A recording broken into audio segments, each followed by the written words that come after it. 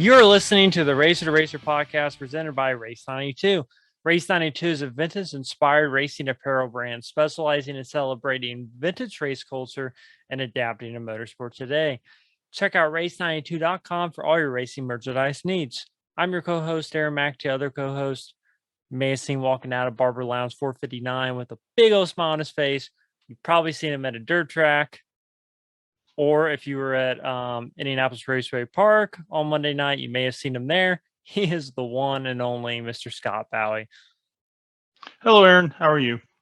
I am good. How are you? Good. Long time no see. I know. About 12 hours. Yep. So we were at Raceway Park for, I forget the exact name. I know it was originally rescheduled, right? It was like open wheel opening night or something. So Yeah, we had a sprint car race and midget Mhm. race. And who won the sprint car race?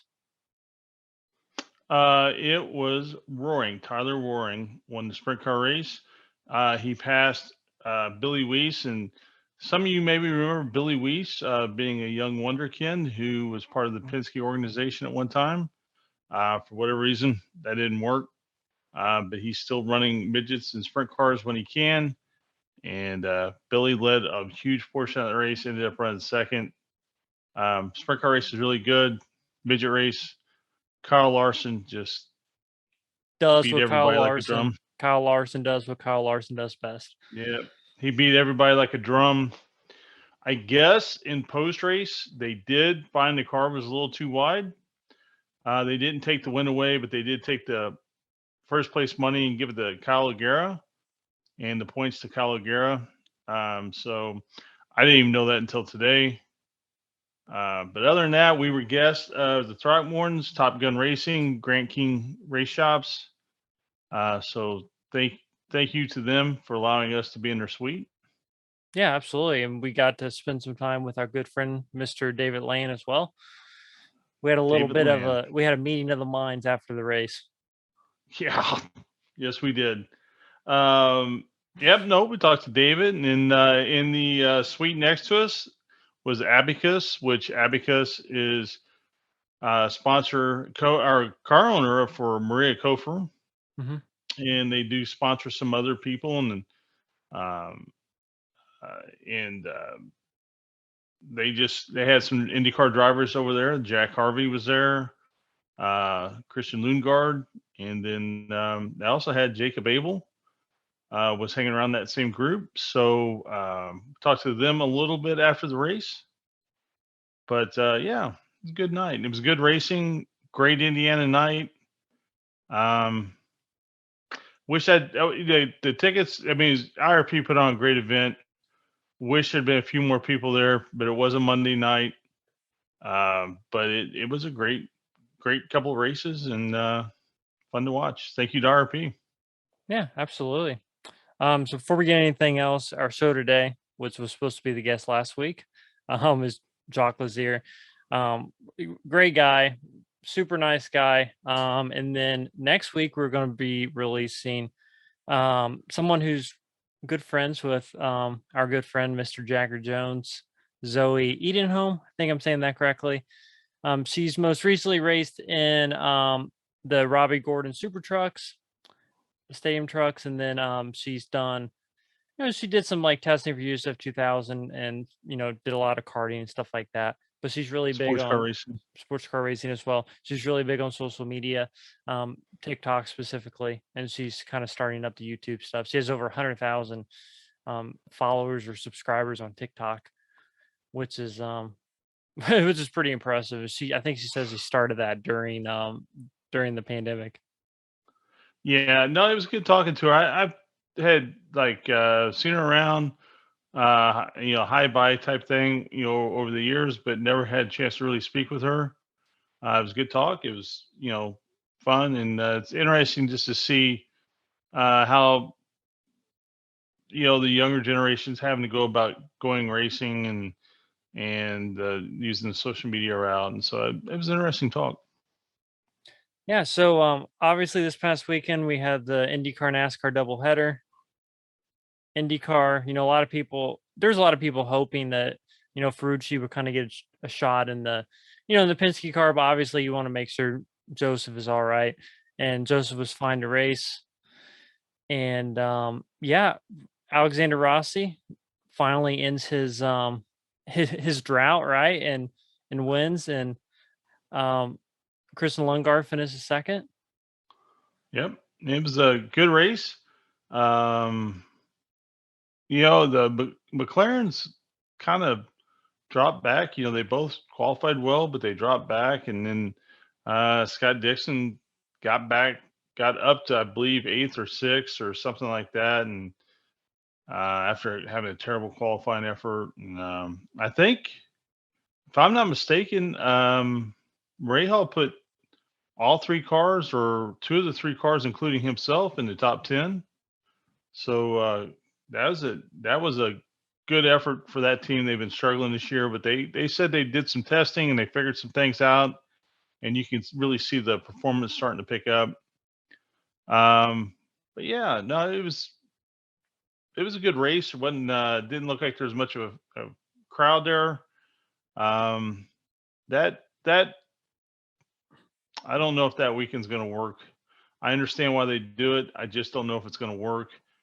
I'm of the mindset, like a lot of others, that they need to start looking at going back to running the oval and putting the Xfinity cars back at Raceway Park. The truck Mhm. race, by all accounts, was a great race. I saw some highlights for that, and the ARCA race they said was really good. I didn't see the ARCA race, but they said the ARCA race was really good. Raceway Park is a perfect place for that type of racing.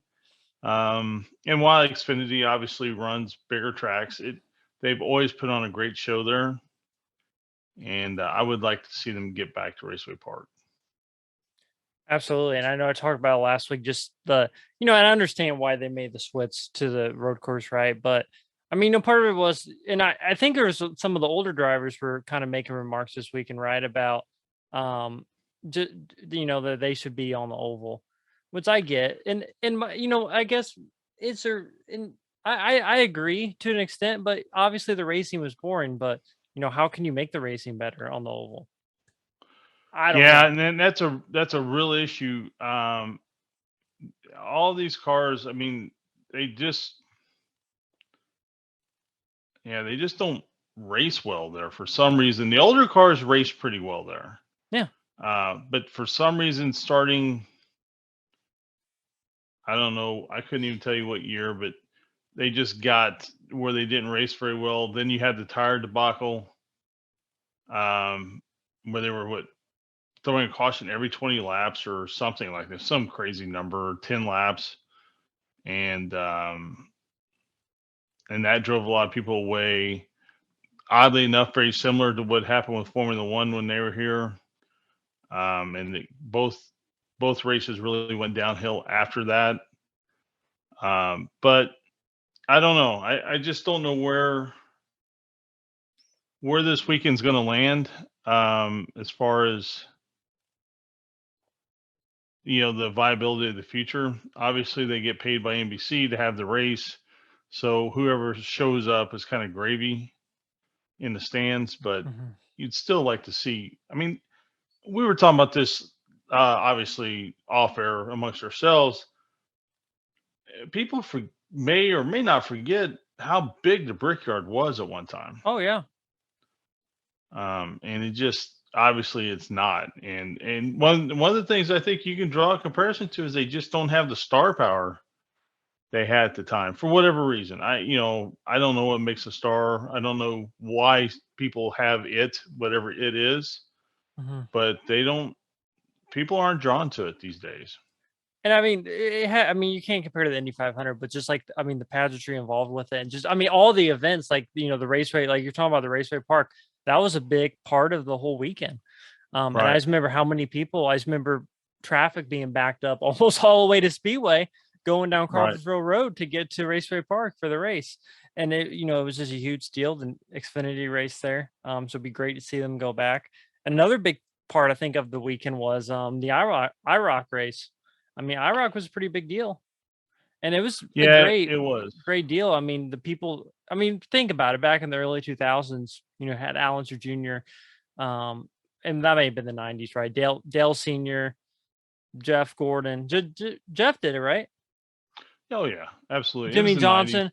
I mean, Yeah. all the big names and heroes really of racing in general did it, and it's just a big deal. And I mean, SRX is kind of doing that now. Um, I remember one time Robin and I went to the Speedway, walked in with general admission tickets, and to be fair, the Iraq race wasn't a sellout, but it had a massive crowd. yeah, And we went in and we watched the Iraq race, and I just remember that how many people were there. And then we left there and we went to Raceway Park for, I think, the truck race or one of them. I don't remember which, but we went to Raceway Park afterwards, and it was just, you know, and now you could easily go in, watch any race on that same weekend and leave, and there's no traffic, there's no nothing, and it's really sad. I hate to see it, but that's kind of where it is right now. And one of the problems is you can put 80,000 people somewhere at the racetrack and it looks like a great crowd because that's what their grandstands hold. You put 80,000 people at the Indianapolis Motor Speedway, it looks like 80 people, or 8,000. So that is another issue. It really hurts. And I know sure. they try to cover the seats with the banners and all that, but so I don't know. Perception often rules whether it's accurate or not. Or like if you've ever been to Daytona, they have the different colored seats, which make a big difference. Yeah, a lot of racetracks are like that. Yeah, Vegas is like that, and um, Iowa I think's like that. I don't know if Iowa's like that, but there's a lot of tracks like that. But it's a good weekend. AJ Allmendinger also did what AJ Allmendinger does best: win on road courses. Won the Yep. Xfinity race on Saturday. Sunday, he actually ended up having some cooling issues. He still managed to Well, he finish the fought. top 10, Yeah, well, and those restarts were ridiculous on top of everything else. but they said I his mean, cooling suit yeah. So his suit system quit stopped working working. early on in Yeah, the race, and they and had then no he ran water. out. Yeah, then he ran out of water, and he couldn't get in to get any in that Yeah. last stint.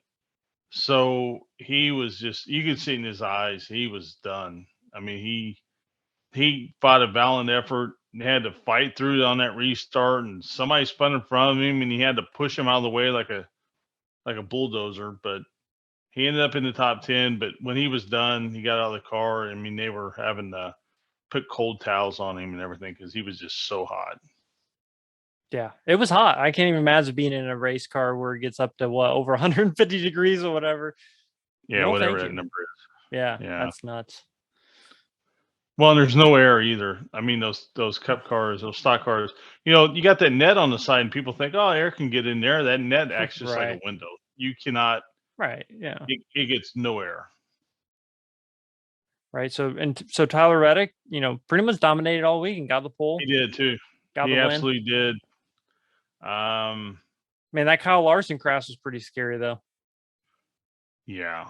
I never really heard what happened. I don't know if the I think his throttle hung brakes. over I think his or just brakes lost went the out. brakes Yeah. or what it was. And I mean, he got it turned sideways, which was good because that thing would have been like a spear if he wouldn't have got it sideways.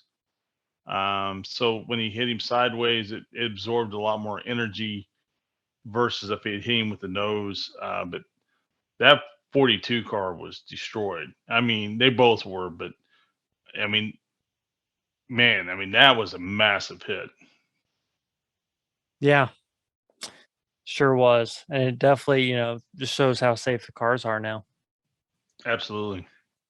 So the Alex Palou, madness is still happening. I know we were talking to David Lane about it, but they're trying to move it to federal court now. So it'll be Yeah. interesting to see what happens. And I mean, you feel bad for the guy because some of it may be self-inflicted, some may not be. And I mean, in a way it is, but it is, I mean, this could really dampen his career, and really mess Well, things up for him. like we were talking about last night, there's a lot of things I can't understand. I can't understand how sports contracts such as his was written. without a substantial enough gain, a riser, kicker, whatever you want to call it, and Hmm. pay if you win the championship. He acted like he didn't really make any more money. I mean, I don't know if he did or not. Um, but he's kind of act like they didn't really up him, money wise or anything like that. They did have, the right to resign him. I mean, that was in his contract, and there must not have been any type of buyout clause where he could have bought them out, like say for 2x his salary or whatever, right? I mean, whatever. Hypothetical, but it just sounded like, I mean, if you had aspirations going to Formula One, which I'm sure he does, then you would have signed a contract because Chip Ganassi Racing doesn't have a Formula One team. So it seems like you would have signed a contract that would allow you to buy yourself out if Right. those opportunities arose. Yeah. So, uh, like, like I was saying the other day to someone, I said, this is a great lesson. I think this is a free lesson to a lot of young race car drivers right now, like who haven't signed their first contract or who maybe are getting ready to sign their second contract. I make sure that you have it written, in a specific way that benefits both parties, but where you have options in case you want to move down the road or what have you. Right. Yeah. Yeah, definitely. Will be a learning experience for I think a lot of people just to kind of watch that from that whole ordeal. Well, Um, yeah, I think you're right. I think that is a massive learning, uh, as they call it, teachable moment for a lot of people. right. Well, I don't think we really have any other racing news, right? I don't really have any other racing news. We did not touch on this last week. Uh, a man who had was really a pioneer in a lot of ways in the visual side of auto racing and how it was presented through the internet and through TV. Danny Laycock died. A lot of people know him as Dio. A lot of the people from Indianapolis would know him from Dio and the King, where they had a weekly racing show where they just went over the videotapes of the sprint car and midget races and silver crown races from the past week. And Tice Carlson was a proud sponsor of that for many years. Simpson was as well. Danny unfortunately passed away last week. Um, he, in a lot of ways, Danny was a visionary. He's just a different kind of cat. But he saw things in this sport years before other people saw it. Just like he was one of the first people to convince the Chili Bowl to do streaming over the internet. When a lot of people weren't doing streaming, any races weren't really doing streaming, and he did streaming. He was obviously, like I said, he was doing video tape work and that and doing a show. And today he would have been a massive YouTube star. Yeah. And I think Tony Stewart ended up buying a lot of those tapes, and I think a lot of those videos can be seen now on Flow Racing. Oh, But so, like, if anybody has Flow Racing, they can go back and watch a lot of those Dio and the King shows and are racing with Dio. Um, Dio actually had success as a car owner. He owned a midget when 16th Street Speedway first come around, and he won races with Kevin Thomas, not Kevin Thomas Jr. of today, but Kevin Thomas of that time, who ran sprint cars and midgets.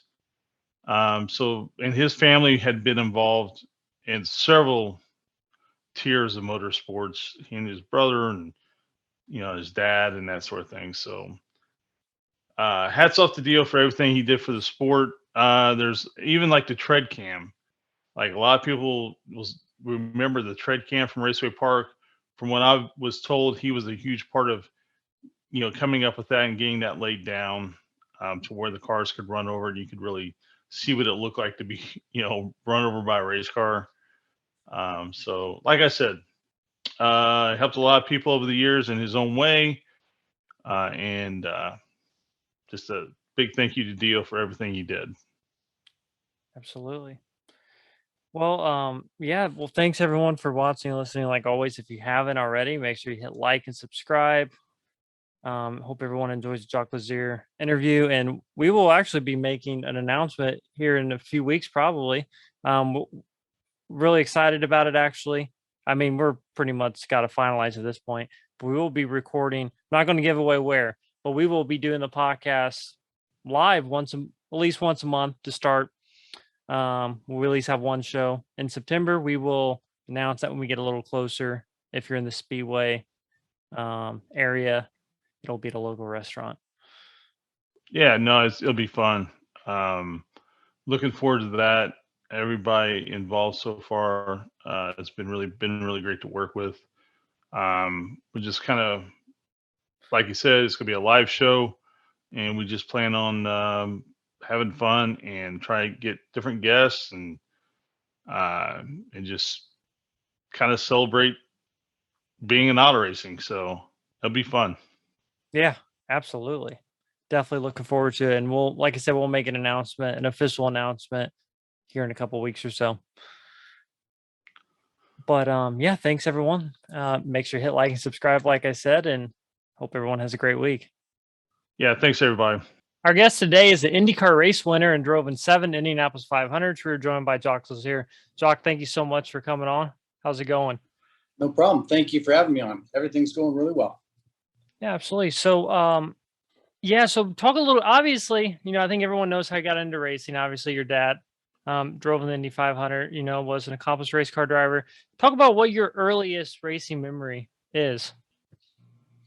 Actually, my earliest memory is we were at Hutchinson, Kansas, in a Formula V race. My father and I drove out there, and from Colorado, and we were racing, and my father won the race. And during the time, we actually had a little rental car that we rented to drive out there, and it was a little Ford Focus, and he put 2 pillows behind me and 2 pillows underneath me because I was only about 10 years old, and set up some cones, and I was just out there driving around, and he came running back after winning the race and said, go to the airport now, and never changed seats. And I drove to the airport, and I asked him when I got to the airport, what happened? And he said, I knocked off Bill Noble off the track. He's chasing me. So, old Formula V story, but that was my first real experience. And from then on out, it was always, my father was my hero, obviously growing up, and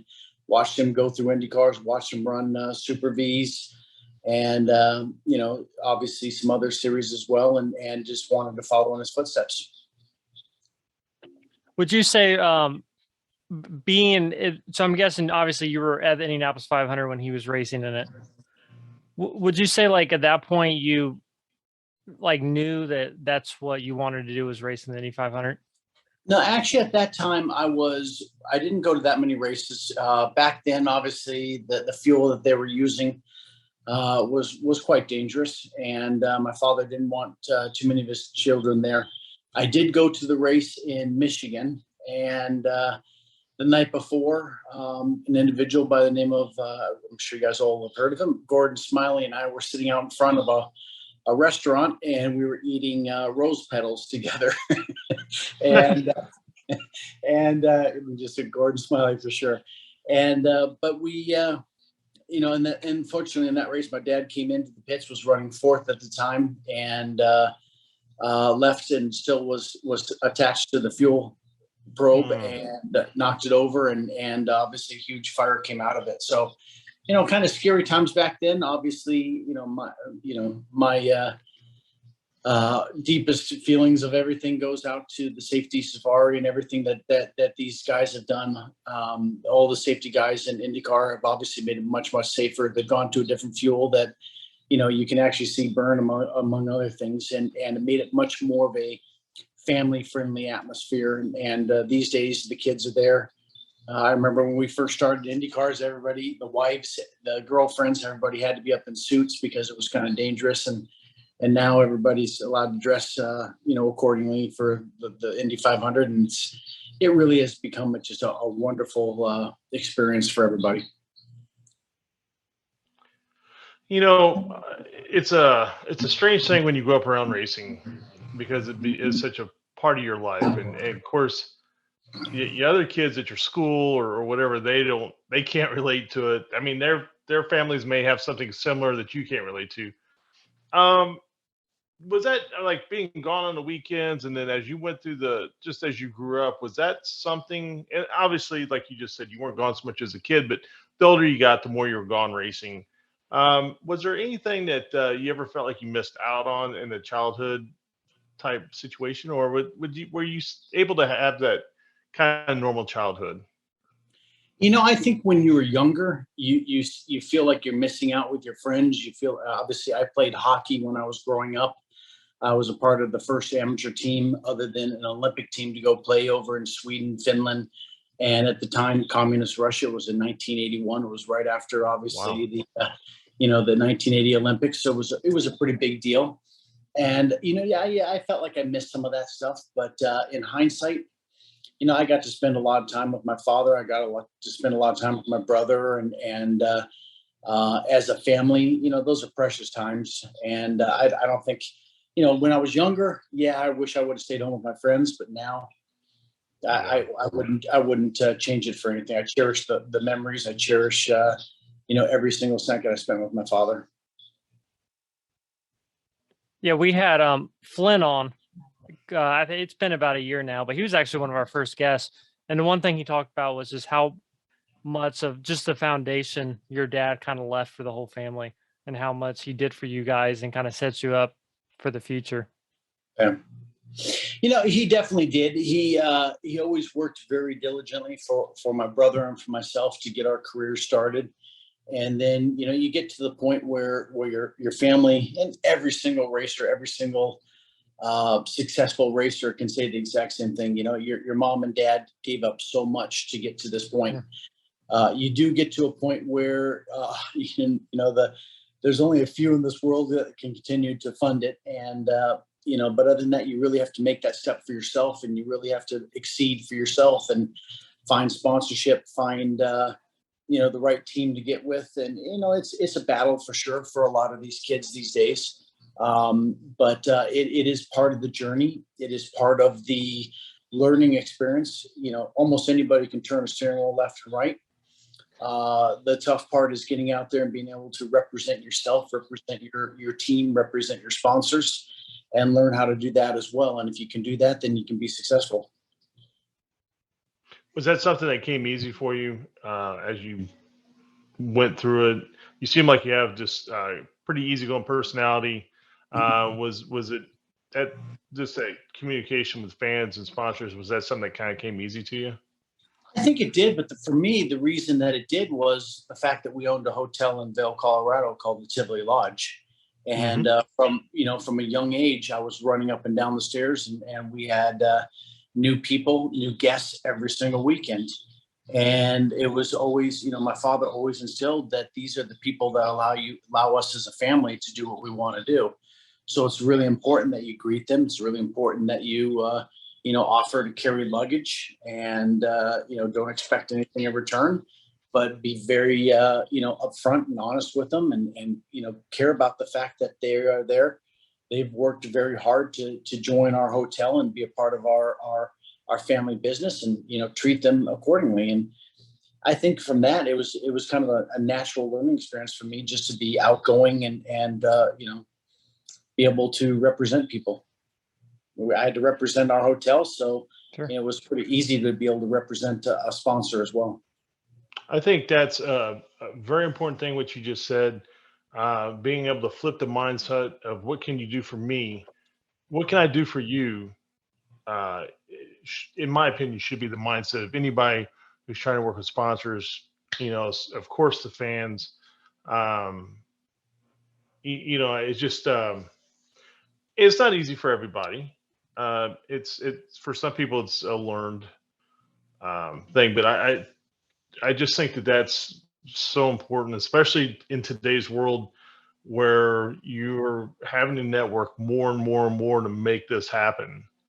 I would suggest anybody who is trying to, any young person who's trying to make it in racing, get some experience where they are in a customer service type role, at some point in their life where they see what it's like to be the other person, I absolutely agree. There has been a shift in racing, and it seemed to happen in the I'd say the late '80s, early '90s.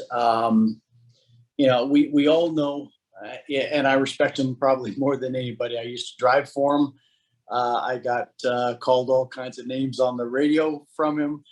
AJ Foyt was an absolute icon. Always will be. Always has been.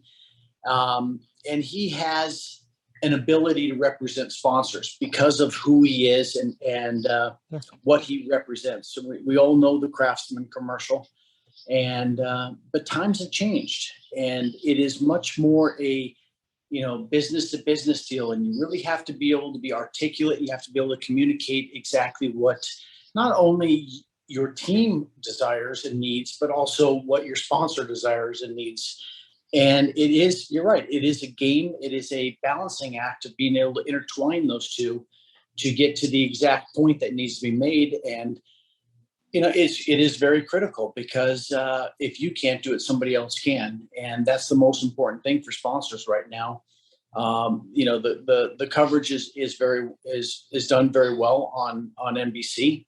And obviously with Peacock, and obviously with Formula One is doing, attempting to do the same thing, in my opinion.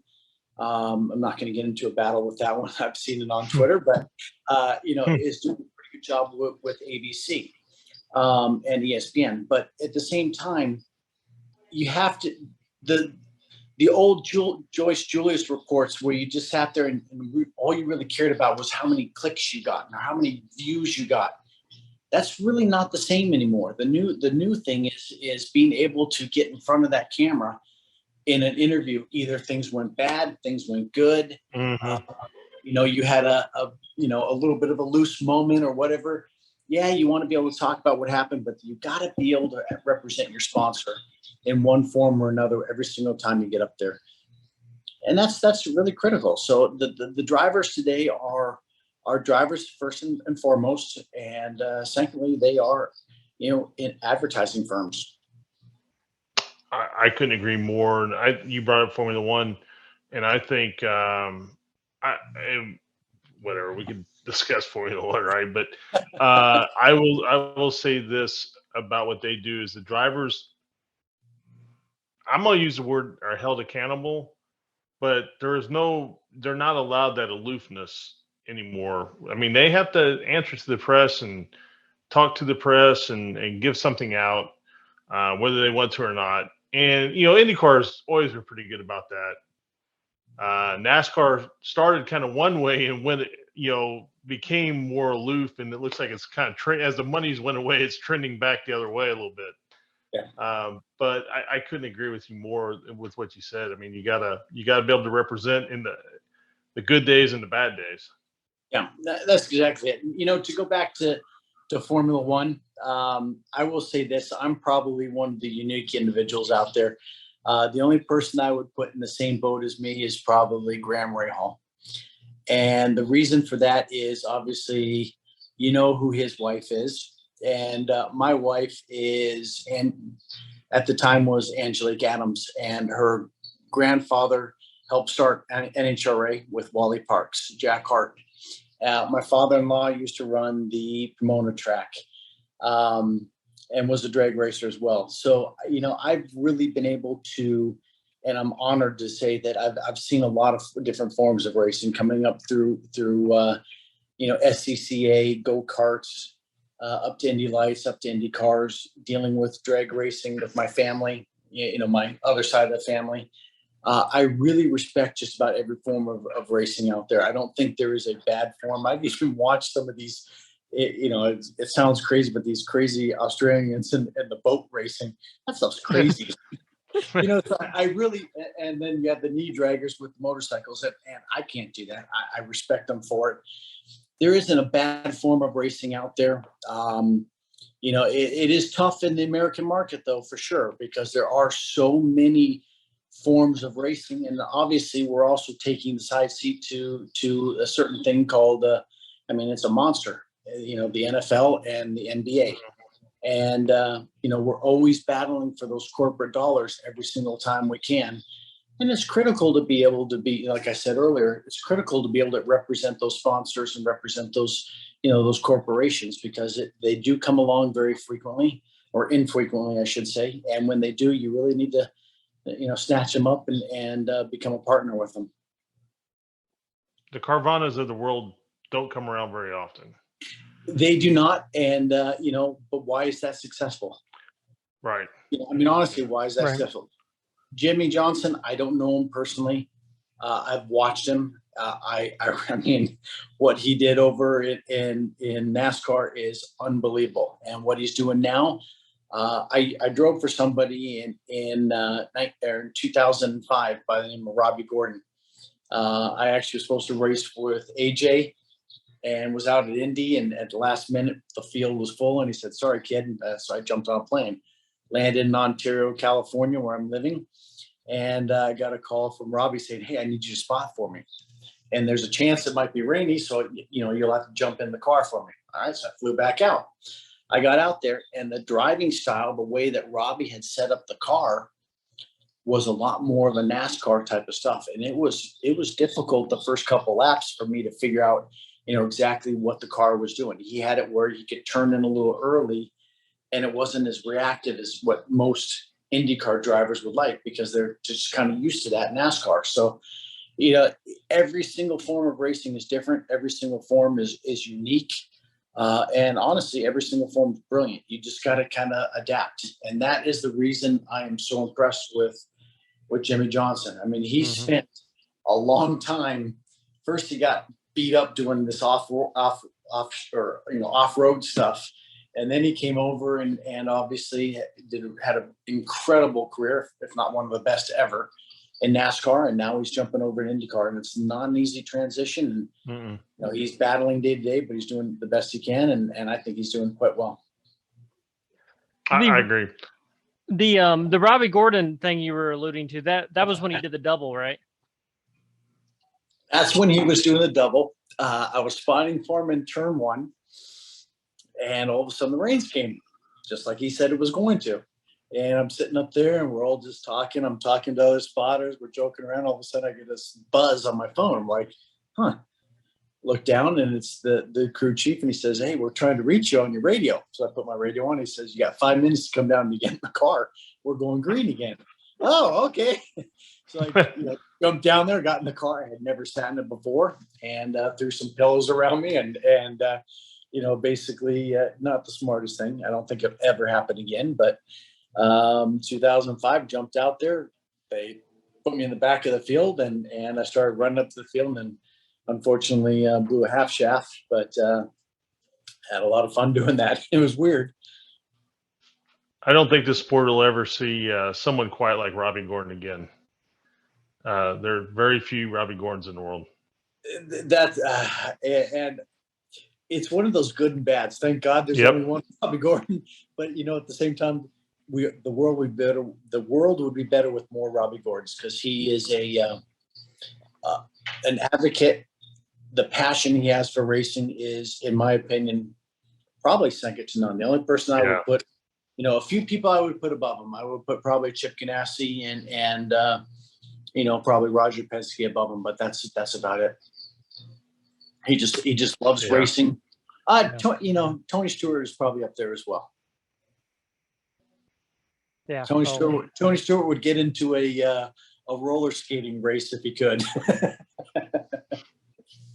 And I'm sure it'd be physical, but there's nothing he does that isn't competition. Back in the day, there was a place here in town, little pub off 10th Street. You'd find him there. This is back when he ran the open wheel stuff all the time, and he was either competitively playing pool, competitively playing Papa Shot. Didn't matter what it was. His entire life, it's just competition.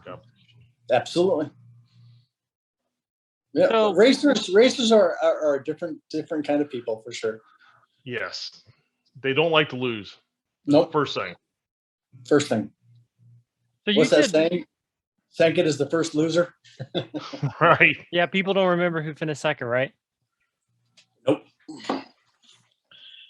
So you did. Well, let me. I got to ask you this, Aaron. Who won or who finished second at Fontana in 2002? Let me guess. It's probably you.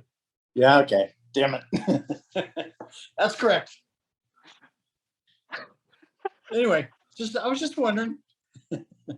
Donald Davison would have known, or somebody that. Well, if it's not Indy 500, though, I don't know if Donald Davison would know. Well, would he? maybe not.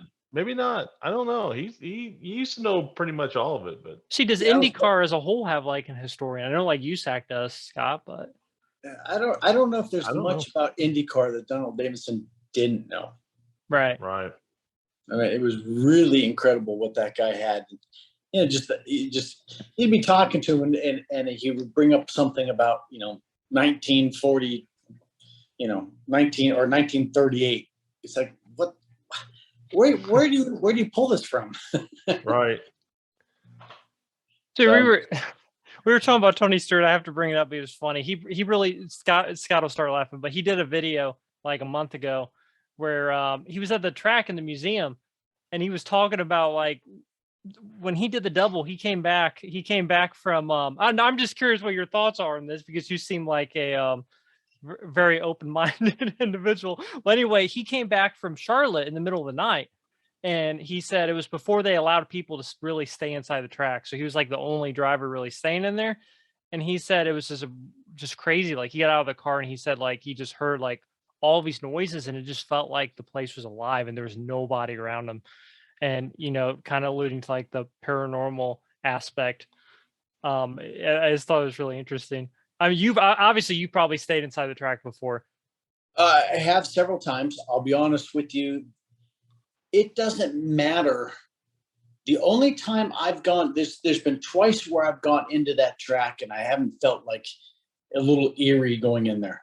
Mm-hmm. I mean, not in a bad way, but it just almost like it's a light switch. You go under the tunnel and under the tunnel, you pop up in front of the museum. Yeah, and it's right there.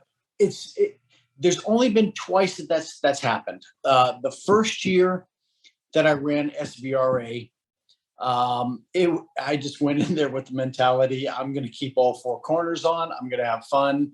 I'm driving a 68, a beautiful 68 Camaro, at 305. This is just going to be fun. First time ever I've gone to the track. The second time I went there in SVRA, that those competitive, juices started to flow again. It changed back. But that was the first time. The only other time I've been under that track was when I went there this year for the Grand Prix, and my son was going to shadow for Terry Trammell. And I just went into it with this has nothing to do with me. This has to do with my son. I'm done. I'm over. And my son went and shadowed during the Grand Prix for Terry Trammell. I mean, in my opinion, the best back doctor ever. Fixed mine up. That's awesome.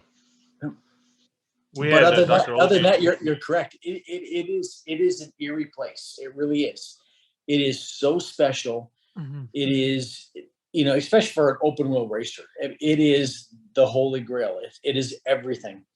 And you're right. I'm blessed. I've been there. You said 7. I say 7.5 because I did drive for Robbie Gordon. Sure. I've been there a couple other times that we unfortunately did not make the race. So I've seen the ups and downs. I've seen the positives, the negatives. The last year, the last time I ran, it was supposed to be. I was again with AJ Foyt. It was in 2010, and Anthony Foyt was out there running. The two of them got into an argument on pit lane, and AJ called me down. I jumped in the car. We got to speed, and something happened. I don't know what it was. That's just the 500. You can be out there running, you need to do a 220.1 to qualify for the race. And you're out there practicing at 224s. And you come back in, you let everything cool off, you put on a set of tires, and all of a sudden you're at 219. What happened? I don't know. And that's just the Indy 500. It is. That track is something special. That track is, our dreams, our nightmares, our love, our hate. about everything positive, negative you can think about for a racer. That's what that track is. Well, and first of all, that's so awesome for your son. I mean, congratulations to him to even be, involved in something like that. And Yeah. we had Dr. Alvey on, and between him and Dr. Trammell, in my opinion, there's no two more important people probably in, at least IndyCar racing that I can think of. But kind of getting back to what we're talking about, missing.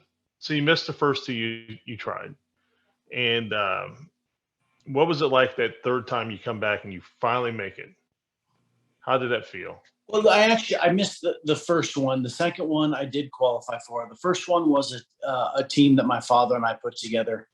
We were running Indy Lights in '97, and '98. We obviously Indy Lights just started to get too expensive, and in '98, Tony George obviously had made the switch over and separated things. That gave someone like myself a chance to get up there and to race Indy. So '98 and going into '99, my father and I put together a team. It was called DR Motorsports, and it was Davis Robertson Motorsports. Mitch Davis, who's still obviously in racing, and Robinson. Oh yeah, put the team together, and I worked out of the ISM shop, and they used to call my father Borrowing Bob because he would borrow parts from other teams, and we put a team together. The Tivoli Lodge was our sponsor at the time. So we had another one I'm not going to mention on the air, but it gave us enough to make the whole thing work. And back then it was a different animal than it is today as well. There was we had our car, our chassis, and then we had a backup. We had started off the month with the Infinity engine, and we had blown two of them. And when I say blown, the piston basically cut everything in half. And at the same time, Infinity guaranteed them for 400 miles, and I blew it at 398 and 397, and they guaranteed they gave me another motor. So I have nothing I can say bad about Infinity with that one. They were honest, and they kept us going. It was something we couldn't afford to do. And last minute, we got an Oldsmobile, put it in there, and we qualified. We had we qualified early. The air was really thick, and our speeds were off a little bit. Back then, you couldn't pull the car out and requalify it. It was what it was, and we got bumped. We put another car together overnight, and actually it was a spare car at the time for Robbie Gordon as well. And so we got another car, and we built it up, put it together, and we were going across the scales to try to qualify when the gun went off. So that was our first one. The second one, I joined up with Joe Truselli and Truselli Team Racing, and we put the car in the field in 2000 and finished. I want to say we finished 11th. So, you have the bads. When you have the bad, you just love it that much more, and it's right. just something that you can't wait for that next time to get back to prove yourself. And unfortunately, my last one was, like I said, we tried to qualify with AJ Foyt. Some things went wrong. I asked him to go ahead and put the rears on the fronts and the fronts on the rear because, man, I can't figure out what's going on with this car. And we actually put some old tires on, had the speed, and went into turn 3, and things snapped wicked loose on me. And he came on the radio and said, "What the hell's going on? Why'd you lift?" I said, "Well, look at the video." And he said, "Hey, thanks. You saved my car." That was the end of it. But it has been an incredible love of my life to be able to run at the Speedway. Well, you had 56, like, what did it say, 56 starts, something like that in your career. Mm-hmm. So you ran a lot more races besides the 500. It's amazing when you kind of look at the teams. I mean, you were almost like a super sub at one time. I mean, you would get the call, hey, and you won driving for Menard, replacing Greg Ray, correct? Yep, I won for Menard. Our second race with Menard. Our first race was at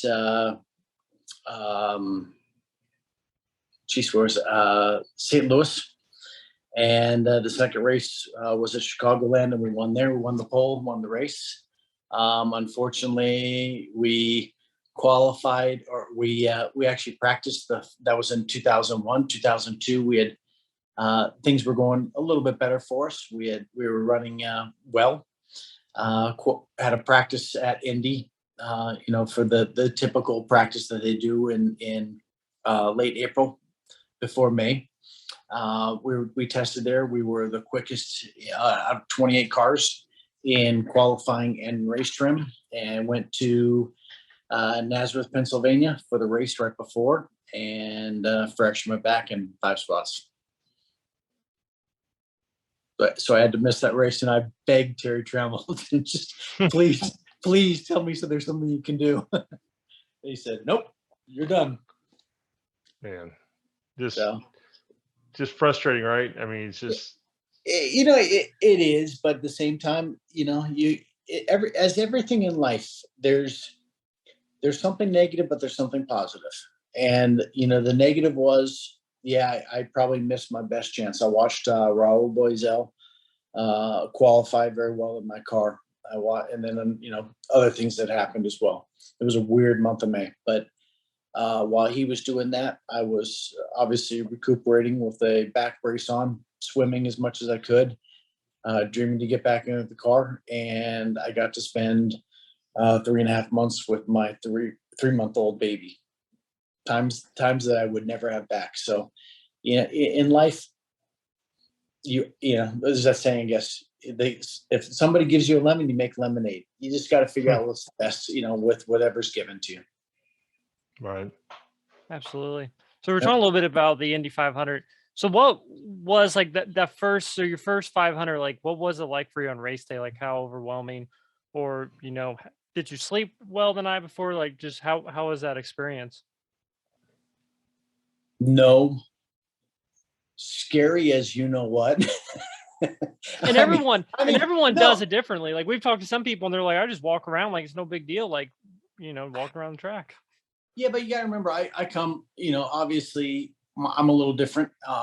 My father raced there twice. I obviously lost, as we said, Gordon Smiley the year before. We were out eating rose petals together in Michigan.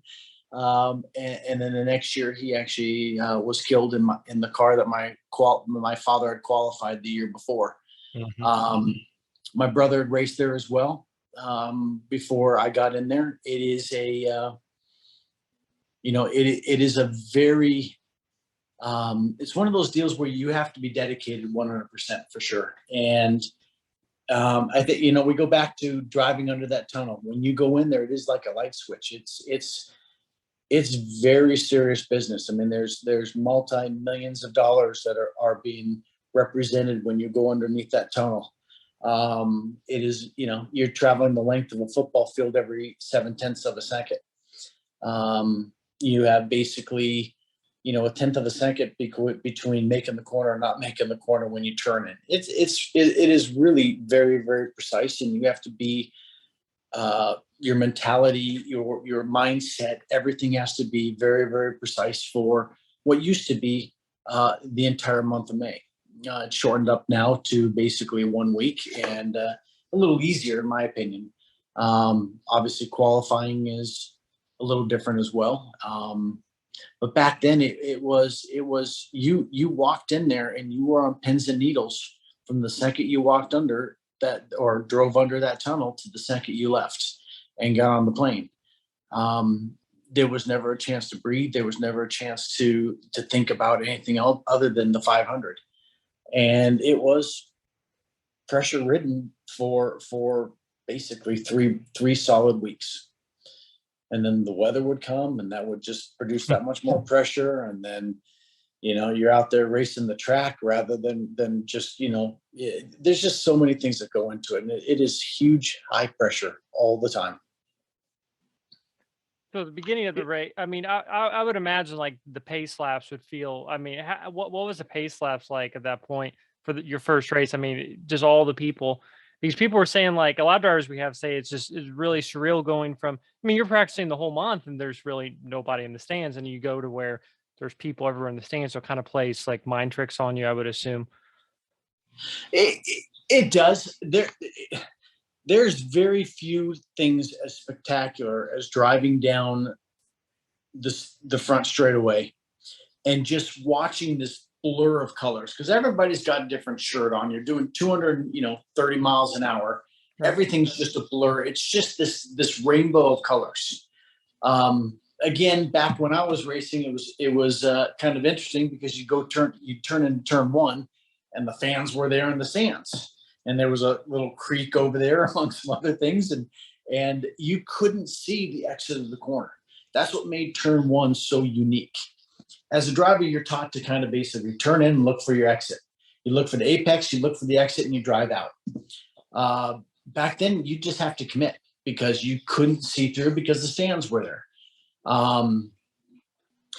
But my first lap around there, the pace laps, all right, I'm not going to lie to you. For 3 laps, I didn't breathe. I mean, I couldn't catch my breath. I couldn't breathe for multiple reasons. One, back then we were running methanol, and all of the exhaust from the cars. Unfortunately, my first race, I started, I think, 29th. So I got 28 cars in front of me blowing methanol. I can't breathe. My eyes are watering. There's dust and debris coming up from all the fans walking on the track.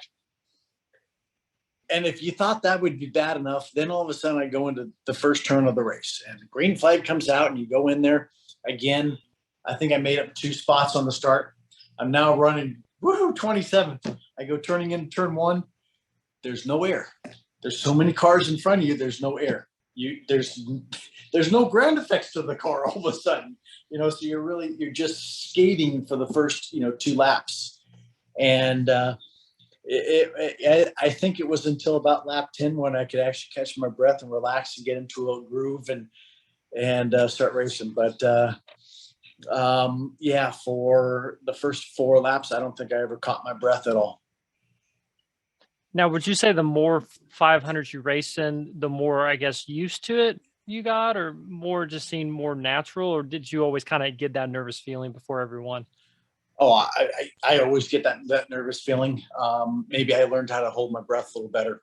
But it did change. Yeah, you get more confident. You get, obviously you start to get on with a little better teams and stuff like that, and you have a little more confidence in not only your team but also your ability as a driver. So things get a little easier. Obviously, the knowledge grows. So you're able to anticipate certain things. You can get a little more into clean air for that first turn. There's just things that you learn as you develop as a driver, as you gain more experience. But it's still nervous. I mean, even this year, we didn't go back for the actual race itself. My son and I watched it on TV, and even, just because I think I love the sport so much and I love that racetrack so much, the first couple of laps, I don't think I sat down on my couch, and I don't think I had a good solid breath, or held my breath for 2 laps in the beginning of the race as well. I just love it that much. Now, when the race starts, or when you watch a race, I should say, on TV, are you able to put yourself inside that race car? Hell yeah. Come on, dude, go. Oh, what are you thinking? Right. You have the opportunity. Come on. They're not going to come that many. No, I absolutely do. Yeah, that would be, I always wondered about that. I never really drove myself, so I don't, being around the sport of auto racing, I don't really have that as a background, but I often wonder, like, whether you're an NFL player or a hockey player or race car driver, that ability to sit yourself inside that race car, because you actually know what that viewpoint's like, what that surroundings is like. I always find that interesting. Yeah. You were talking a little bit earlier about the rain. That's the one thing about Indy. Of course, it's a little different now with the 1 week, but the weather plays such a major part of that entire month. or at the time the entire month. And what would that be like? I mean, if anytime you're like struggling for speed, and then all of a sudden now a rain sets in. Of course, now today they got the sealer on there. It seems like the track drives a lot quicker. But back then, you get a good rain, you got weepers, done for the day. I mean, that to me is just like the things that would really pile on the pressure. Oh, it definitely does. And I don't think people understand exactly how big that track is. I mean, you qualify and you have to do 4 laps at speed, and you do the average of 4 laps. And I have been around that track, and honestly, they had a wind sock over in turn 4 and a wind sock in turn 1. I have actually qualified in that race where every single time, and Mitch Davis, who helped me obviously learn, and actually Robbie Unser was another one that said every single time you drive down that back straightaway, you look at that sock. When you come down the front, you look at that sock and know which way the wind's going. I have actually qualified there where that sock has changed directions in all 4 laps on turn 4. It is that big. You can have it where one lap you go into turn 1 and you're like, okay, I mean, obviously it's changed a little bit again because now times are old, a little bit later in the day. But you can go in there one time where you have full sun in turn 1 and it is greasy. And the next lap you come by and there's a shadow over turn 1. And all of a sudden you have grip like you've never seen. And then you go the following lap and it's greasy again. And then the next lap, there's a huge gust that comes right through because that's right almost where the tunnel is. And you get a gust coming in there, and it changes from lap to lap. You always have to do that. Obviously, we can adjust the bars and the weight jacker and change weight in corners, and you're always trying to adapt. The 4 laps of qualifying, everybody says it, and it's true. The 4 laps of qualifying is by far the most stressful, the most high, pressure that you can do because you are changing the car from lap to lap, corner to corner. I think we all saw that very well with this year with Herta. He was changing the car almost every single corner, making changes to it. And you really have to try to keep up with it. But that track is so big. And you're right. You get a little bit of rain on there, and to try to dry off a 2-mile track or 2.5-mile track, you lose the day. And then you have, as a team, you always have your day planned out. We're going to try this. We're going to try this. We're going to try this. Next day, we're going to do this, this, and this. And then the following day, we're going to do this. All of a sudden, all 3 things you were planning this day are gone. So now you have to try to condense the next day in 6 things that you have to do. And realistically, you can only get 3 or 4 done. So it just starts to compress, and the pressure starts to build. I have to try this after. And then all of a sudden you go out there and you're going to try this one thing, and all of a sudden you're 2 miles an hour slower. And you're sitting there scratching your head. Why is it? Is it the track? Is it the changes we made? Is it the weather conditions? Is all of a sudden the barometric pressure, changed where the air is really thick and we're down 20 horsepower, and that's what the cause is. The wind angle change. You can set up a car so you go flat in turn 1 because you have a nice little headwind. The next day, all of a sudden, you have a tailwind and you're going 6 miles an hour quicker in turn 1, and your setup's totally different. So it's just it's almost like a marriage. It is a living, breathing organism that changes, and if you can't adapt to it, boy, that concrete wall is hard and it never gives. She's never, just like my wife, she's never lost a battle. Can be very unforgiving. Exactly. No, my wife is very forgiving. I'll say that one, but no, it really is. And honestly, the way the cars are designed with the engine in the back, obviously, as soon as you get too far, the point of no return with the car sliding, all the momentum goes backwards, and there's really nothing you can do as a driver. So, and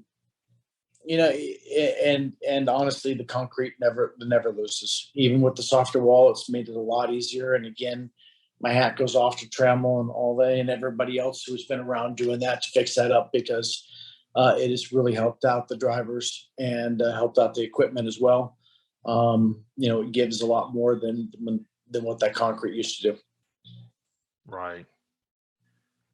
Yeah, that's you were talking. People call it a softer wall. We actually used portions of that when I had a shop. The guy who had a business just right across the way from us, he had a sawing shop, and he was actually related to someone who worked at the Speedway. And when they made the test for the soft wall, he sawed up all the material. Mhm. And we used a bunch of their scraps to build some jigs and stuff like that. For anybody that thinks that is soft, that steel is not soft. So No, let's clarify one thing. The steel is not soft. The difference is it gives. gives. That's right. But it is not soft. No, not at all. It still hurts like heck when you hit it. You mentioned Mitch Davis a few times. My brother did a lot of stuff with Mitch over the years. Mitch is a good guy. I like Mitch. Mitch is not a good guy. Mitch is the best. I honestly, I really put my career where I stand, what I did in my life, to three people. Obviously, my father. I had a Formula V a guy that in Formula V's that would build my engines by the name of Mike Palermo, and Peak Performance out of Colorado that really helped me out. And then Mitch Davis. Those are the three, in my opinion, that, really established my career and really created who I was as a driver. And any driver out there that says that he or she has gotten to where they are in life without anybody else is full of what. Yeah, absolutely. Yep. Because it really takes somebody to put you under the wing. I mean, obviously, there was a girl that was racing over. I'm not gonna say her name, but there was a girl racing over in Europe, and Bobby Rahal took her under his wing, and she did great things. And it was because of Bobby Rahal. Every single individual driver out there has obviously a family member that has given up a lot, has a team owner that took a chance on them, has a sibling or something along those lines. There's the list is long and distinguished for every single driver out there. I could not agree more. There is always people. When we first started the show, I used to ask this question. Kind of somebody who's kind of unheralded that helped you along the way, or it didn't have to be unheralded, but it could be like a parent, but who. And what I realized quickly was we've already talked about that person a few times because they meant so much to that person. And there's, throughout the sport, it's just you just can't do it without. It really is a team sport across the board. Yep, it is. Yeah.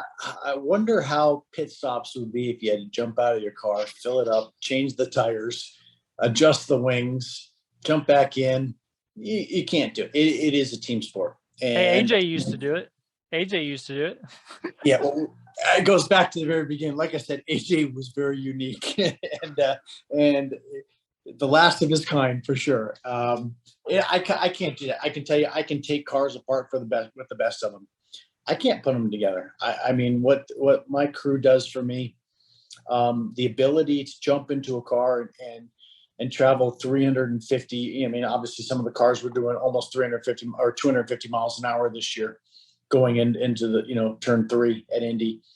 You have to have a massive amount of respect and confidence in your crew to be able to do something like that. You're really moving. And, I couldn't do that. I couldn't be the person turning the wrenches. What they do for me is unparalleled. It's just incredible. That's such a great point. And you see drivers or you hear drivers who really, like, if the crew makes a pit stop error, they really get on them. And I understand it's competitive, and I understand you're a competitive person, and I understand, but you need those people because you're going to make another pit stop. And I never understand really lighting, those things can be taken care of after the race. I mean, you get in corner too hard and it steps out and you back into fence. Okay, so now every one of these crew guys are going to line up and just rip you. I mean, you know what I'm saying? I got a better idea. Why don't they just take the night off and force you to fix the car? Right. I mean, listen, I've always been, I've always believed that no race is won or lost in the pits. Well, it's never won in the pits. It can obviously be lost in the pits. And it is a team sport. Obviously, it is easy for a driver to come in too hard and to get a speeding penalty. It is easy for a driver to come in too easy and lose 2 seconds. Or even a half a second, which is 50 feet out or 50 yards out on the racetrack. It is easy for a driver to leave and wipe the sweat off of his brow, put the thing down, and all of a sudden you've lost another second because you're pedaling around rather than getting to the absolute speed limit as fast as you can. As soon as you get to that pit lane speed limiter, you're popped off of it and you're going through the gears as fast as you can, and you're stepping out, the car stepping out, and you're catching it, you're doing everything you can. It is so easy for a wheel nut to get cross-threaded. You're talking about little tiny threads. I mean, come on. Mm-hmm. It is easy for a fuel probe that basically has a margin of error of roughly about 1/100th of an inch on all sides to be misput into the fuel cell at just not the perfect angle. It's 85 degrees out there, maybe 95 degrees. They have a helmet on. They have full 3-piece suits on. Things go wrong, they burn. They're risking things as well. You come into the pits too hard, you run over one of your crews, they're injured. It is a balancing act, and the fact that any driver would take it out on a crew versus a crew taking it out on a driver, I mean, it is a team. It is all teamwork. And if I was a second slow in the pits, my job is to make it back up on the racetrack. If the team was a second slow in the pits, it was my job to make it up on the racetrack. But then again, if I was a second slow coming into the pits, I always hoped that my team would make it up in the pits, and they usually did. And I have, like I said, I have full respect for every single thing that they do because I can't do it. I can't. Wise man knows his limitations. I can do 235 flat in turn one and have a pucker effect, but I can't change a wheel and a tire in 3 seconds. I can't do it. Yeah, I think that's well said. Yeah. So Scott we were kind of joking about how you were kind of considered like a super sub because of all big teams you were with. And there were some seasons, I think most seasons you were with, at least 2 teams throughout the year. Thanks. Appreciate that. Well, no, I'm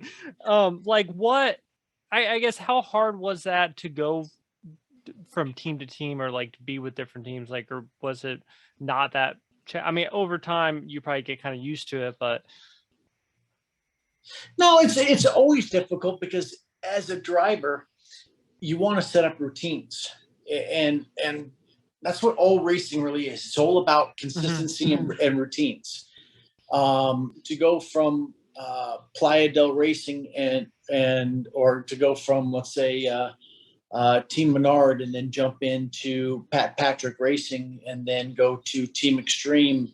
And then follow it up with Playa del Racing and AJ Foyt, and then John Menard, and then Target Chip Ganassi Racing. And every team does things differently, and it is difficult.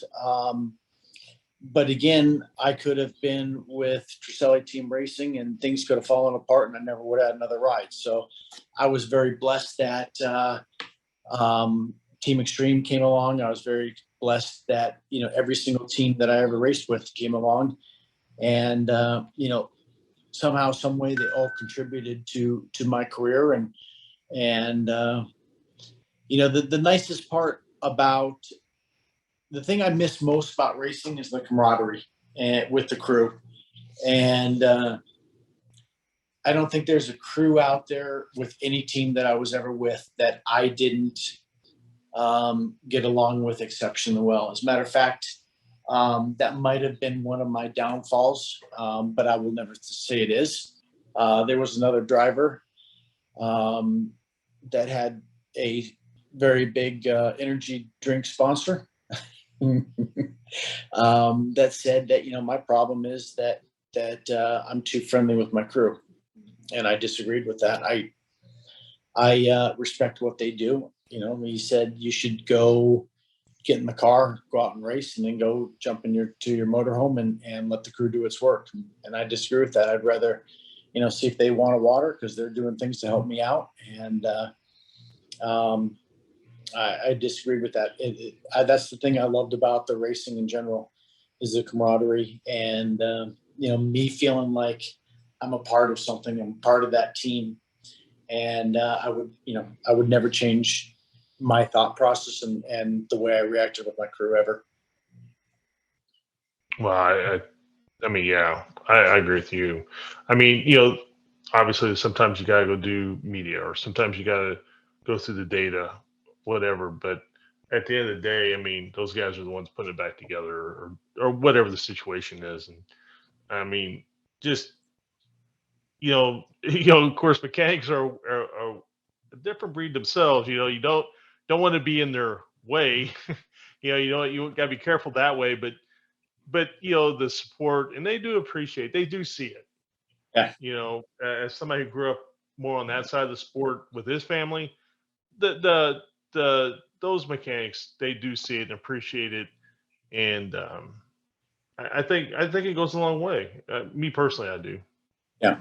And again, I've seen drivers that do very well and are not a part of the day-to-day, are not directly tied into their team. I have seen other drivers like myself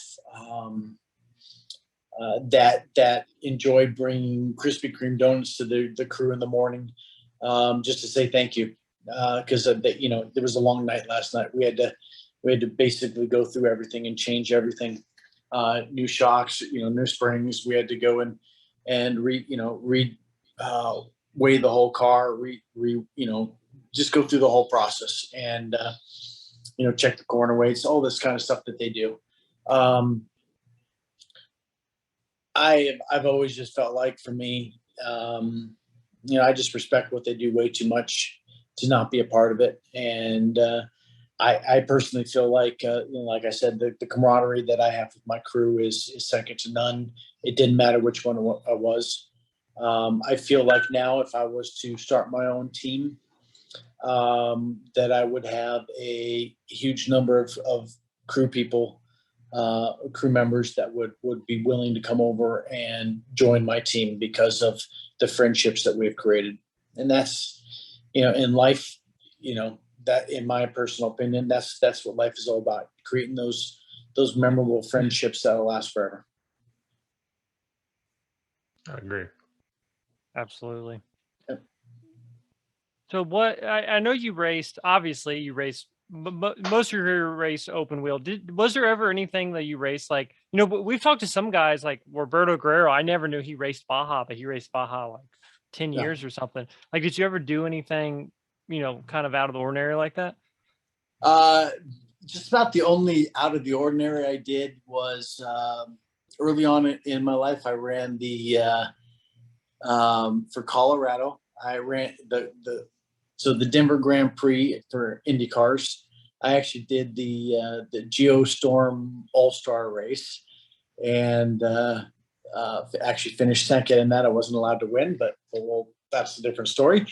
And then other than that, the only other thing that I've done that wasn't open wheel was recently, the last couple of years, I did a couple of races in TA2, Trans Am 2, and actually really enjoyed that as well.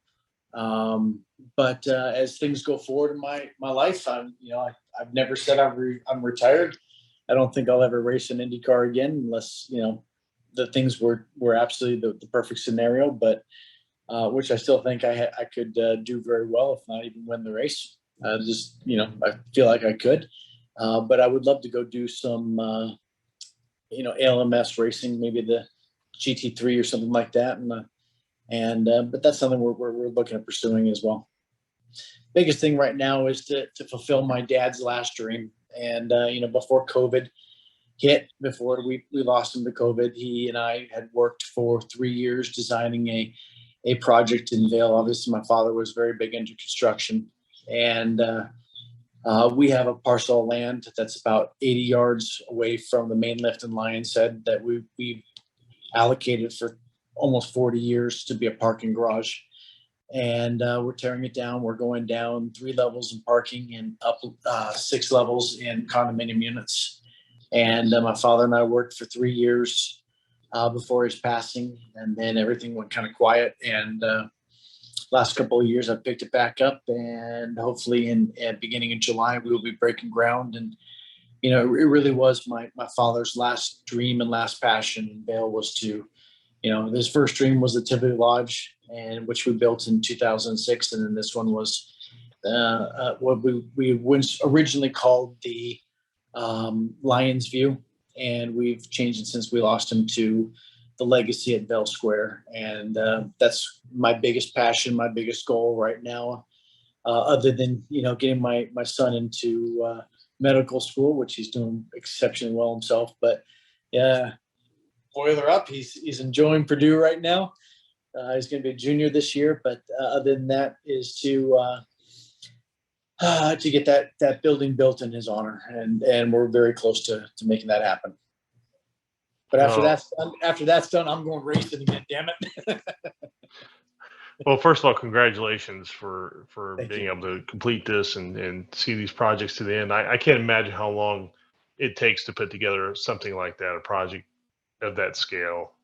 Yeah, it's I joke about it, and I got a quarter scale set of plans over in the corner, and honestly, so it's about this tall, because it's quarter scale, and it's that big around.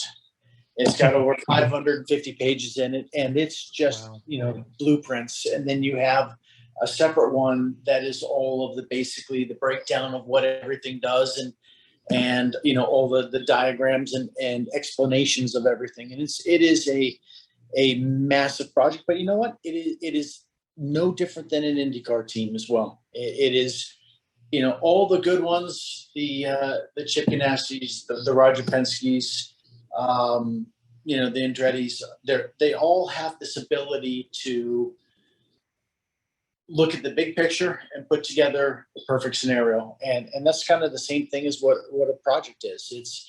It is multiple individuals working together to create a project and to create an end product. And that's the same thing as a race car team. And kind of tying everything back in again. That's the reason I have so much respect for my crew, because again, I can't do that. I can be the driver.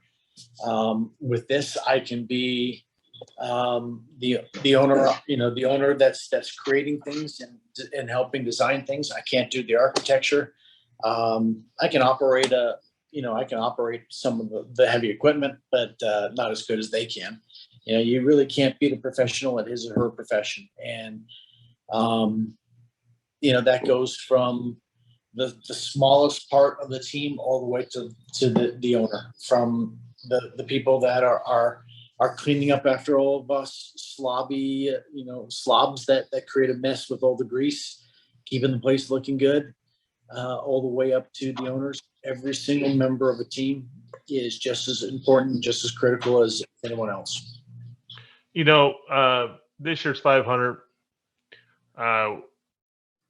was it? No, it may have been qualifying. I don't remember. It must have been qualifying or something. One of these days I was over there. I got a hot dog. We were sitting at a table, and I just started paying attention to the guys who were cleaning up and the girls who were cleaning up and doing all the grunt work, And I I noticed they would stop like a car. I must have been qualifying. That car would go out and they would start watching the screen. And I thought, boy, they're here having to work, but they also want to, watch. Maybe they're just passing time, but they're too are interested in this. And I thought, man, it's really. I mean, for all of us that are jobs, right? I mean, for anybody that has a job, but I just got to thinking about, they're over here, doing all the grunt work, but it was just interesting. It was nice to see they were interested in the same sport that I love so much. Yeah. And that sort of thing. So I don't know. It just struck me for some reason. I don't really even know why, but for you guys, I think it is exactly what you said. It is a visually spectacular sport. It is a massive amount of what Indiana is about. And it is very difficult not to be a fan of the sport in one form or another. And honestly, I think that, I mean, obviously, I've always respected the Holman George family. I think they did an incredible job of getting things from, kind of a small scale and really growing it. And then I think Mr. Penske's done an exceptional job as well. And I also think a lot of credit goes to Doug Bowles. And I think if you look at Doug Bowles and you look at his Twitter page, you look at what he does, a month before it, he's driving around, he's trying to represent it to everybody. He's trying to show, the guy has an absolute passion for racing that very few people do. But meanwhile, he's the president. He's getting paid a massive amount of money. He could easily sit there and say, hey, you know what? I'm going to delegate this to somebody else and let them go do it. But he truly believes that the best spokesperson for that racetrack is himself.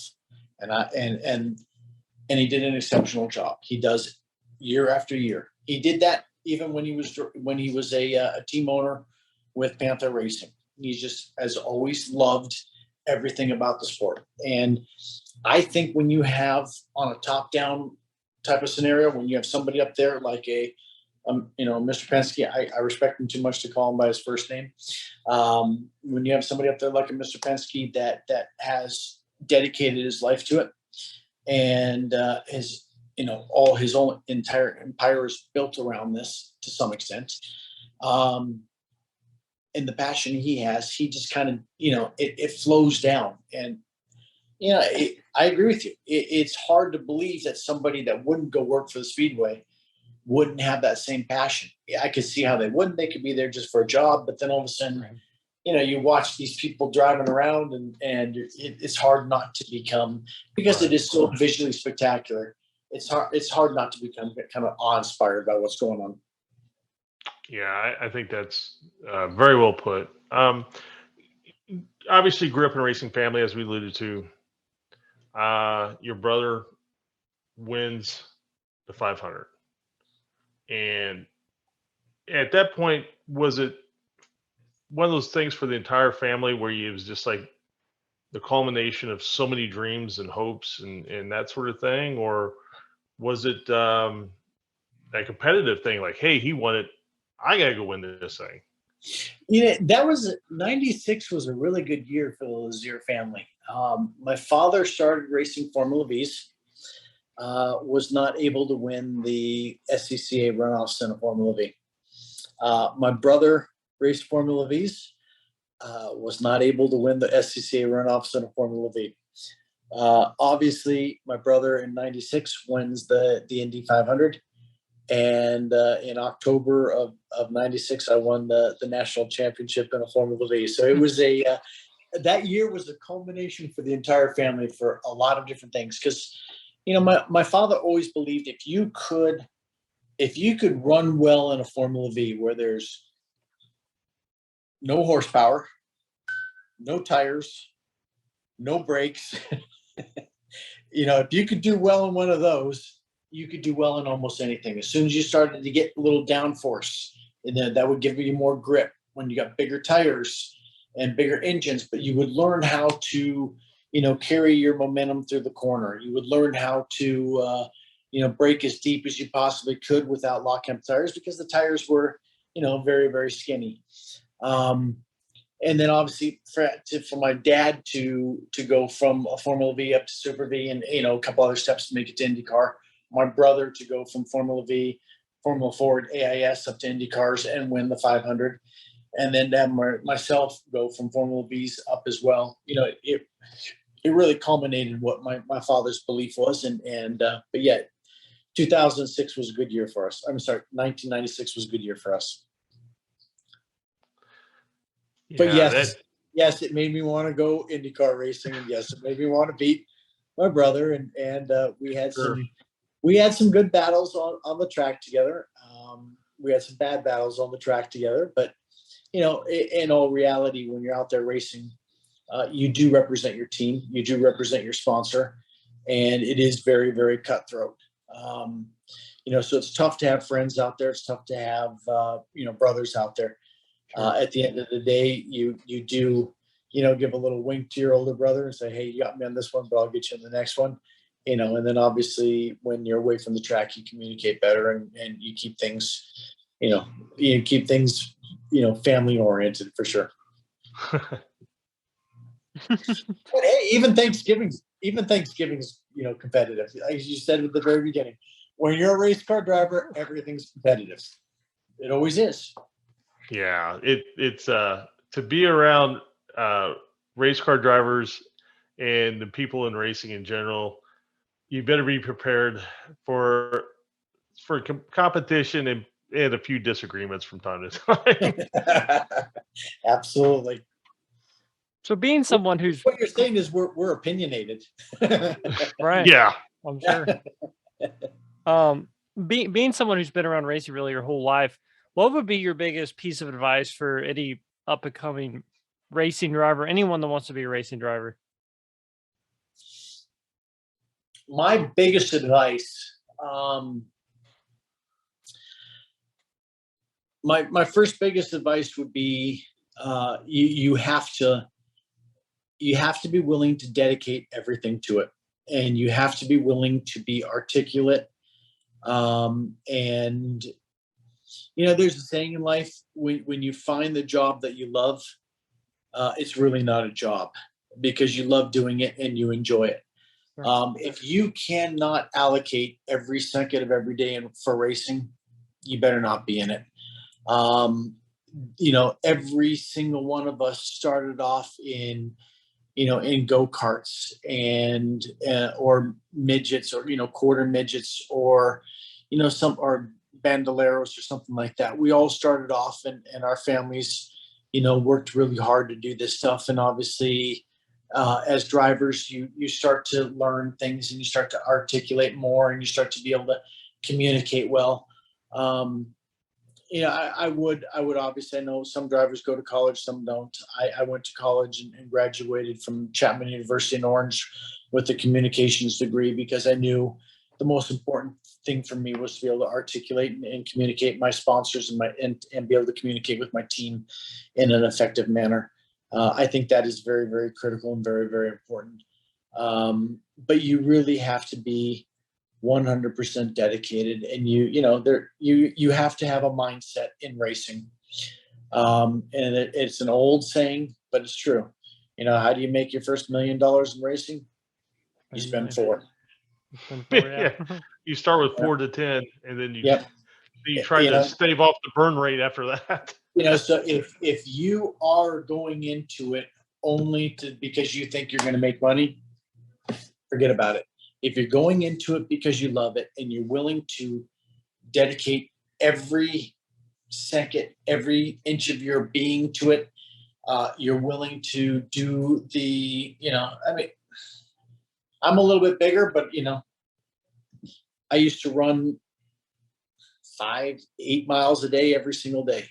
It's not about being, it's about being fit and being, set for a 3.5 hour race where you're pulling 4 Gs in the corners, in 85-degree temperature. You have radiators sitting next to you. that are extremely hot, and the inside temperature of the car is somewhere in the realm of 120.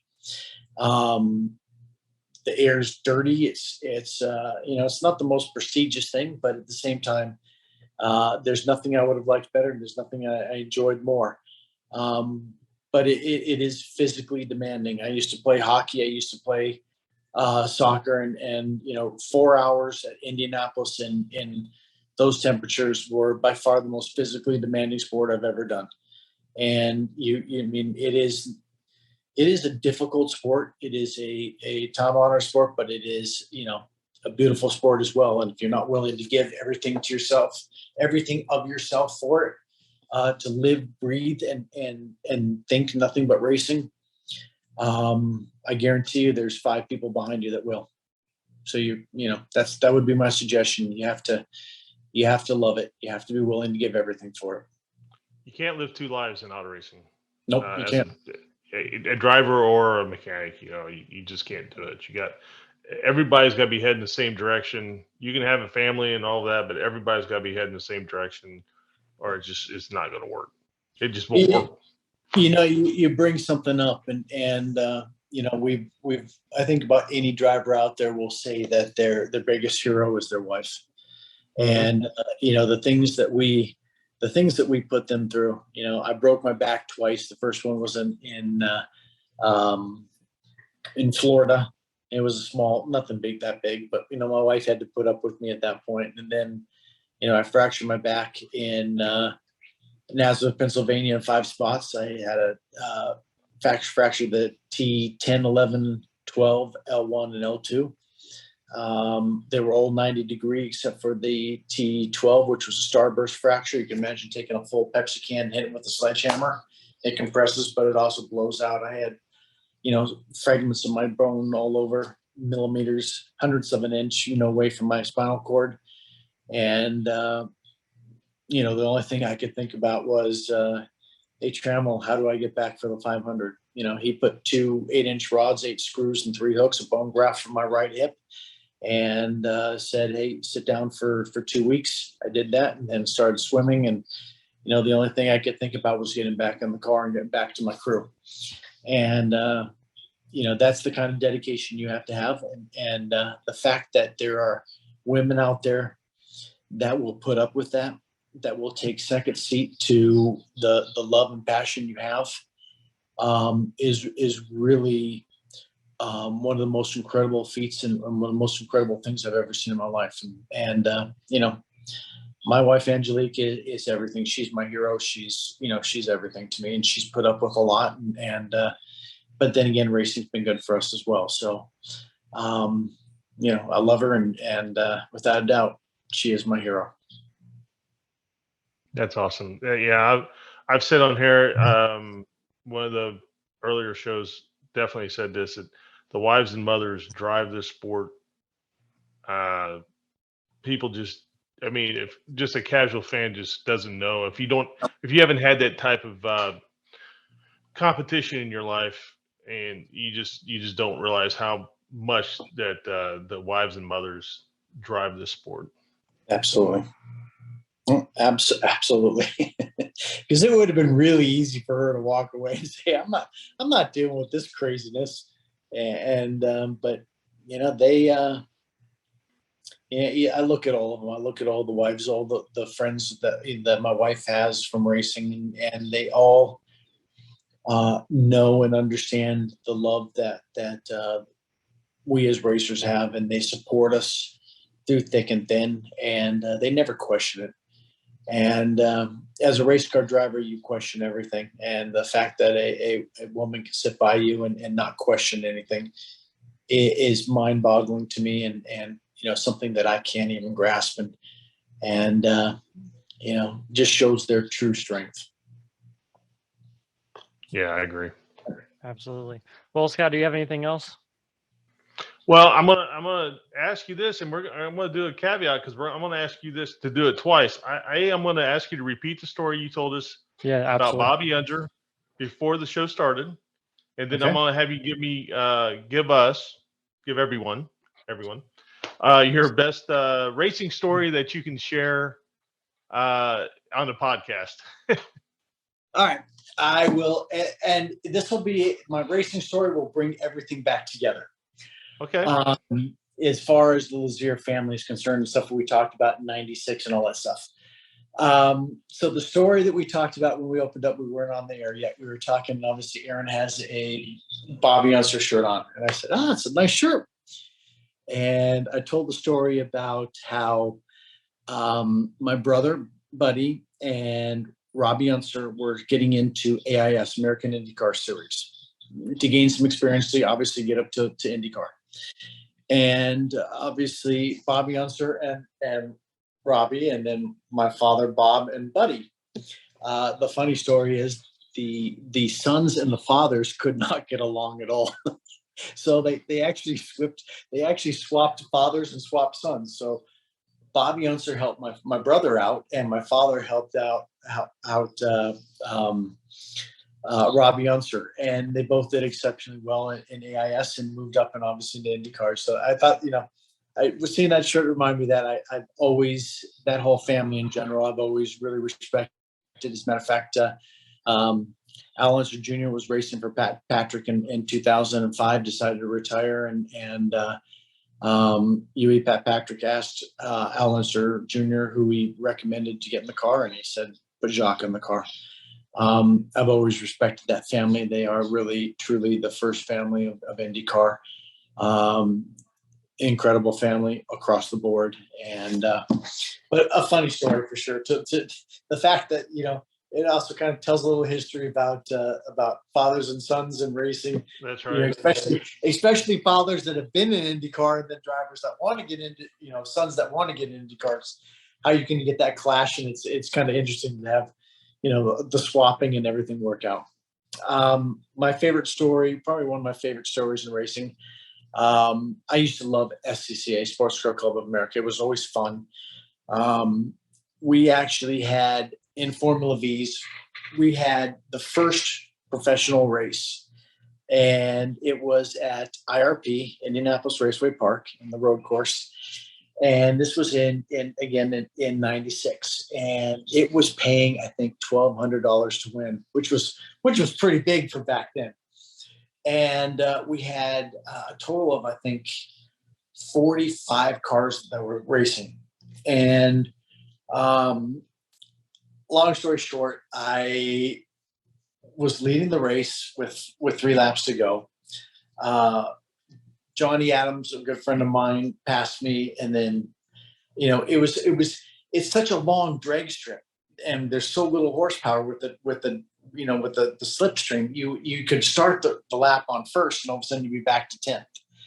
And the last lap, you could theoretically go through the first turn, 1 flat without a problem, 2 flat questionable, but there's no way to do 3. And I went 2 laps to go. I was running first, and then went all the way back to 10th. On the last lap, I was running 5th, and I got a huge toe down the front straightaway. And again, my good friend Bill Noble was on the outside. Johnny Adams ducked to the inside, and I had this huge draft, and I went all the way up onto the curb, slid over, hit Johnny Adams.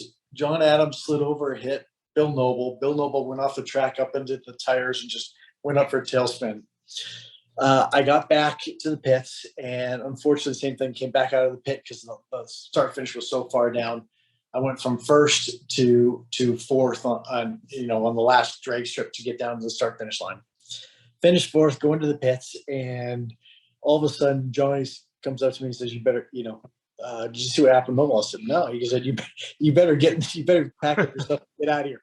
And so then all of a sudden, I see Bill Noble coming over, and I'm like, "Oh boy, this is going to be ugly." And he's like, "You know what? Every single one of you Laziers are the same. First, your dad hits me off the track, then your brother hits me off the track, and now you hit me off the track. You are all, it's perfect. Every single Lazier hit me off the track." Long story short, it was funny. He came back and, congratulated. He said I would have done the exact same thing. And you find that in racing, but long story short, racing is a very small community. We all know each other. We all respect each other.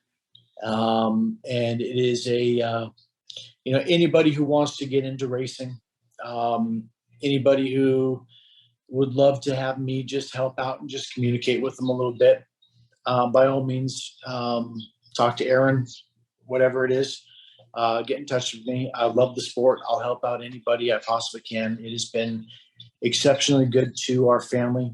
My father loved it to the day he died.